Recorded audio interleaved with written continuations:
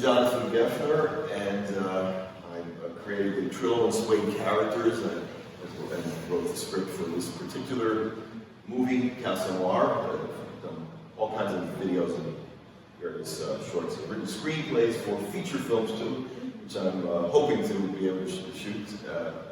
And I also was the executive producer, and well, I played Ventriloquist and Sway.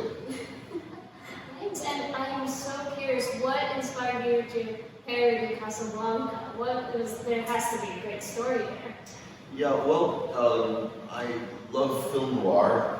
It's one of my passions, that whole genre, which is the catalyst for my creative ventriloquist characters. I'm a professional ventriloquist, so I really did the ventriloquist in there in the film. That wasn't faked. And so Casablanca, being one of my favorite films, a long time ago I felt like I'd love to do a parody and a tribute to it. I mean, parody in the form of a tribute, or vice versa. So it's fun to make fun of things sometimes that you really love too, because poking fun at your own taste or something. So I mean, film noir in general, I think is kind of ripe for parody because it's very stylized. You know, it's funny because acting in general, I strive for it. My own acting, what I also appreciate is naturalism. Generally, you know, things that people look real and sound real are believable. That they're not acting. You want to see that in general. But film noir, that is there too. You want strong acting, but it's also a stylized genre. It is something like hyper real. The way people act, so it's easy to make fun of. There's a lot of suspension of disbelief. You just roll with the fact that half the people are puppets. And how does that filming process look? Does it complicate things, needing to place things a certain way? Yeah, there was some. There are some complications, but I minimized those, being aware of that, the potential problems when I wrote the script.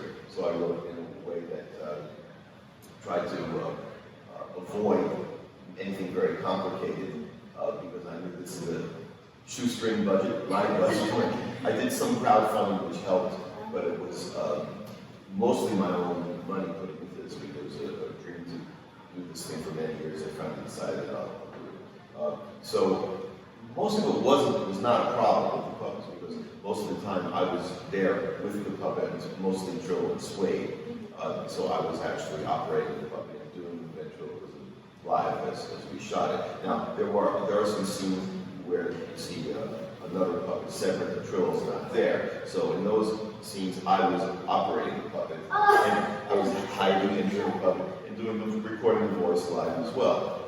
Now there are a few moments here and there where parts of scenes where you see a puppet, you see Trillo in the same shot as a puppet, but the puppet's separate, so I could not be operating that puppet. So for those shots or parts of scenes, those are the trickier things. But I had my daughter, Sabrina, she was the assistant puppeteer. So in any of those shots that you see where Trillo is talking to a puppet, but the puppet is not next to him. Or like when Danny was leaving the seltzer bar. Right, yeah, that was my daughter, Sabrina, who's a film major at SVA. She's a young filmmaker in her own right. But she was the assistant director on this shoot and assistant puppeteer. Did you have a great father-daughter day at work? Oh yes, yeah, we're very close. I'm glad to say, and we've worked a lot together on her little films, and she's been making it through a number of years already since she was a very young teenager, and she, so I helped her and worked with her, starred in a couple of the films that she wrote. But more recent ones, I just help out in various ways. Yeah, that was really nice that she's maturing into being her own filmmaker in her own right, and now to have done this with me was really nice. That's so sweet, and that whole film was such a delight to watch. And my final question for you is, why gefilte fish and rogue conditions? Oh well, do throw in a lot of these Jewish references. I'm fluent in Yiddish, actually. I teach Yiddish and I translate Yiddish too, professionally. Side work. My main thing is ventriloquism. But since I know Yiddish, and it's a big part of my life, Yiddishisms and these kind of Jewish cultural references, I just come naturally to me to throw out there in most of the stuff that I write. It's been actually it's a concern, something that I'm conscious of as I write these scripts, including Casanoir, is trying to hold myself like don't go too far because I don't want it to wind up being something that it seems like, well, this is only for Jewish audiences.